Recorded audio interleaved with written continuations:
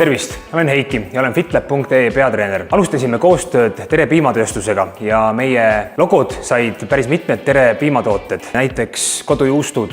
Ja selle ühise koostöö tähistamiseks teeme täna koos ühe ägeda avokaado virsiku smuuti. Selleks on meil vaja avokaadot, meil on olemas virsik, meil on kodujuustu, meil on piima ja meil on mett. Võtame siis anuma ja paneme siia kõik koostisosad kokku. Ei saa midagi lihtsamat olla, kui smuuti tegemine on väga kiire ja samas ka päris toitev.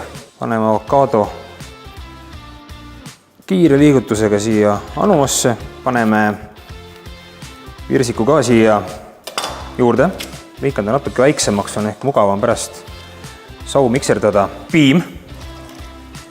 Paneme kodujuustu. Kodujuustust saab palju valku. Ja kõige lõpus paneme mee. Annab natukene magusat maitset juurde. Ja jääb üle ainult kasutada sellist peenet tööriista, saumikserit ja kõik see segamini mikserdada.